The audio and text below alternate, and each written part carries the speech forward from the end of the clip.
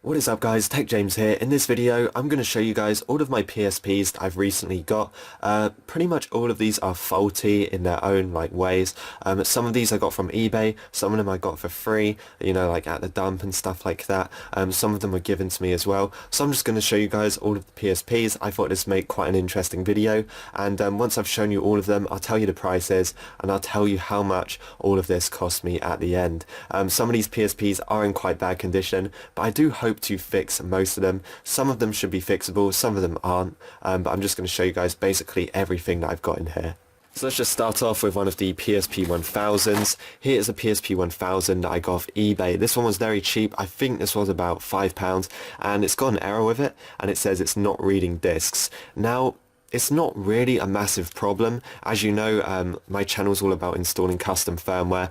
So if you were to install custom firmware on this, it would literally just be able to run games off the SD card, so you wouldn't really need to use the disc reader.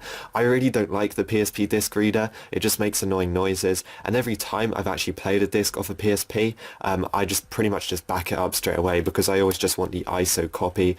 It just doesn't feel nice holding a portable console with a disc rattling around in it. That's why I prefer backing up ISOs. But yeah, I've already tested this. Everything else works. Even the SD card slot works. So custom firmware is definitely an option, and it might turn on. Oh yeah, it does turn on. Some of these, the battery is flat, so I didn't actually charge it up before making this video, and some of them the batteries are out because I've got to test some of the batteries and see which ones have the highest capacity and stuff like that. But as you can see, PSP 1000, it is the 1003 model, and it pretty much works perfectly. I haven't actually looked at this one, to be honest, so let's see, what firmware is it on? This one is on 6.61, so yeah, the condition of this one is actually very good. Apart from the UMD disc sticking out a bit and it's not working, I can definitely try and fix it, and as I said, it's not really like a huge deal if I don't fix it. I'm probably going to give this one to one of my friends anyway. Okay, so you're probably wondering, what the heck is this? This is a PSP 1000 that's basically seen better days. Everything on this PSP 1000 was faulty, so I kind of turned it into like a spare part box, but the only problem is with it, there isn't really much that's usable. Now, I managed to get the speakers and the power buttons. This is definitely something I can use. The UMD drive is broken. It doesn't seem to work. The screen on this one was completely dead, even though the condition of it looks very good. There's just no display at all. Literally just a black display, nothing. The only thing which kind of worked on this was the speakers, because I was able to turn the PSP on and, you know, turn the sound up and I could hear it working. The UMD door disc isn't too bad, a bit scratched, but you can get replacement housing, you know, for like £10 now. It's the motherboard. I guess the motherboard is okay. I haven't really found any faults with it. There was actually a fault of the SD card reader. I was able to kind of scroll over and try and format the SD card, but it kept on coming up with the noise to basically say that the SD card's not plugged in, so that's a bit of a problem. As you can see, random parts. I guess the buttons are okay. It did seem to charge, so the charging cable is okay, and also the motherboard here, the LED on this was actually working, so I guess this part's okay if I need to swap over the LED. So yeah, PSP parts, to be honest, they're quite expensive. If you buy this off eBay, it's about £2. If you buy the charging cable, it's about £3, so they all add up. How much did I pay for this? I got this in a job lot back in 2017, I think, so I probably paid about £2 for this PSP, which isn't too bad because the parts for it can be quite useful, because I am getting into repairing PSPs quite a bit. So yeah, £2 for a load of random PSP parts.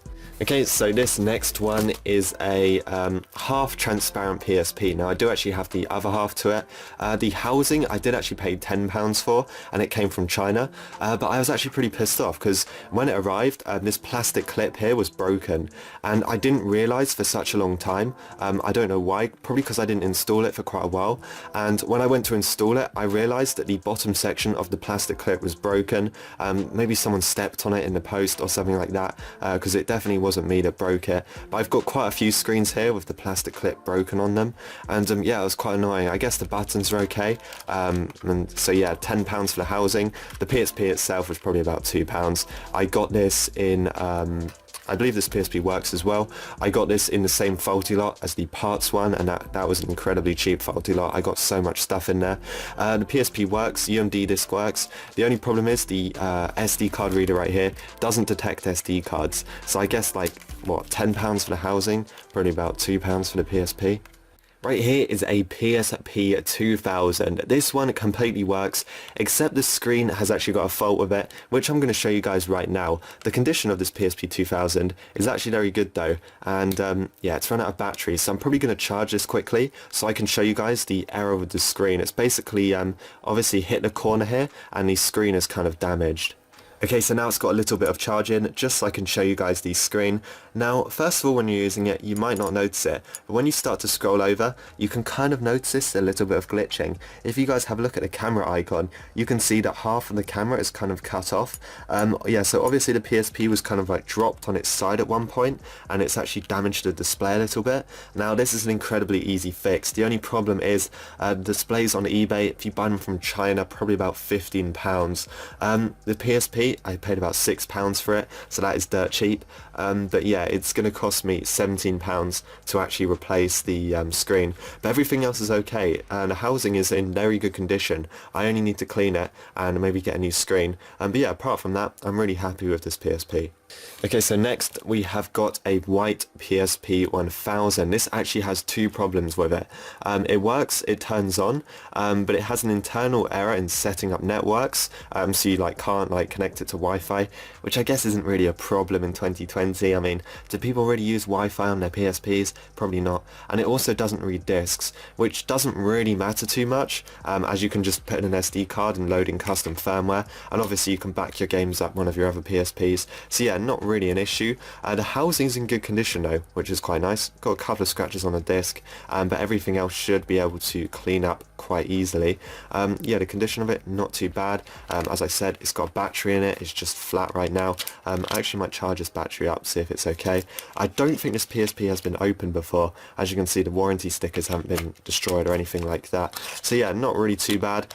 This one I think was about £5 as well. That's pretty much the price that I get most of these for. So yeah, pretty cheap, and I should be able to use this with custom firmware. I don't know if I'll bother trying to fix the UMD disc, because as I said, I don't really use them, and I could give this one to my friend as well. I was going to make a custom firmware PSP and actually give it to my friend because he wanted one. Okay, so next in the box, now these are pretty much useless. I think the only good thing about them is one of them's got like a joystick still connected. Yeah, this one's got a joystick still connected. This one's got a plastic clip snapped off, so it's pretty much useless. Apart from that, it's not really too bad. This one is horrible. Looks like some kids got like a, I don't know, like a key or something, you know. It looks like they've keyed a car, but they've just kind of scratched over the plastic with a key. This one does actually have the little clip on, but yeah, this one is in such bad condition. I don't really know what to do with these. I guess I could take the joystick off because that feels quite good actually, it does work quite well. But yeah, these two screens aren't really in the best condition. And these, I didn't really pay anything. I can't even remember where I got these from, so I'm just going to say they were free because I definitely wouldn't have bought these. They probably came with a job lot or something. Okay, so we've still got a few things left. Here is a PSP Street. Now, I did try and repair a PSP Street maybe a few days ago, but it was just so messed up.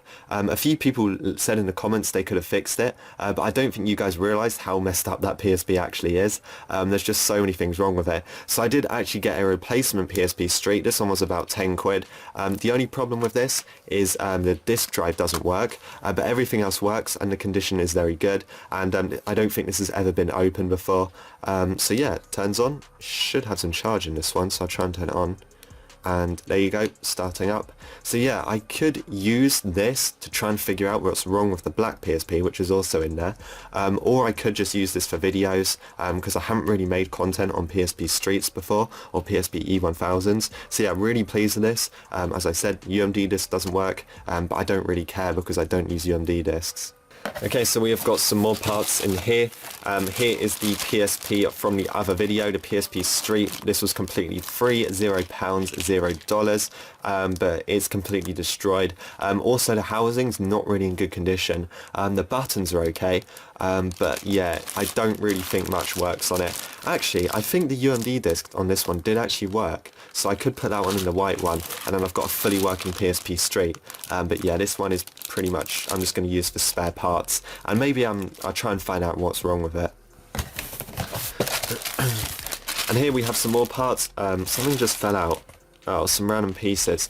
These are actually backs of PSPs, so I've got a white transparent housing one, which I haven't used yet. I think I've already said that was 10 quid, that came with screen as well. And then I've also got another back housing one, that is a PSP 1000, they both are, and that one's black. And it's also in pretty good condition actually, so there you go, 2 backs of PSP 1000s. Okay guys, so here is everything. I also forgot to add in the memory cards, and I've got a few batteries lying around, so I'm just going to add like an extra £10 just to do everything, and I think that brings that out probably about £50. Now, it's not 100% accurate. Obviously, I got some of these things from job lots, so it's kind of hard to kind of like work out the exact amount, because obviously when I buy a job lot, it comes with loads of stuff, you know, like PS3s, GameCubes, and it's just got random stuff in there. But I make sure to buy them very cheap, just so I know even if I was to resell it and I can't fix it, I should easily be able to get my money back or make a little bit of profit. You know, I don't spend it unless I know 100% I can make my money back. So yeah, £50 for all of this. I mean, I guess that is pretty good. I mean, I've easily got about 7 PSPs here, and I'm going to say at least 6 out of 7 can be fixed, or 100% 5 out of 7 could be fixed. So that's not too bad. If you sell a PSP on eBay, let's say you list up a PSP 1000 that's in reasonable condition, you're probably going to get about £25 to £30 for it, as long as you include the charger and stuff. I don't even know if you have to include a memory card these days, but yeah. My PSP Faulty lot from eBay. As I said, these were all separate purchases, but I just combined it all together because I thought it would make quite an interesting video. And of course, I'm going to be making YouTube videos on all of these, and I'm going to be probably giving some to friends as well. A few people say to me, make a YouTube giveaway. The only problem with that is people don't really take giveaways on YouTube that well.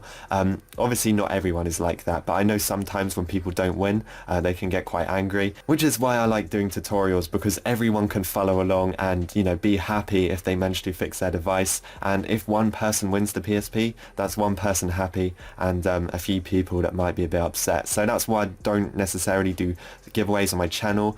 Maybe in the future I will try one and see how it works. Maybe I'll like mod a PSP and give it away or something. I would like to, it's just I don't think the response would be very good. So there you go guys, I hope you enjoyed this video. Hopefully you found it interesting. I'm going to be making videos on this stuff, and I hope to fix some of it. I'm especially excited to make videos on the PSP Street. I've got some pretty cool videos coming, and I've also got some more PS Vita videos coming if you guys are interested in those. So yeah, thanks for watching. If you guys enjoyed, make sure to leave a like, that'd be awesome, and I will see you guys in my next video.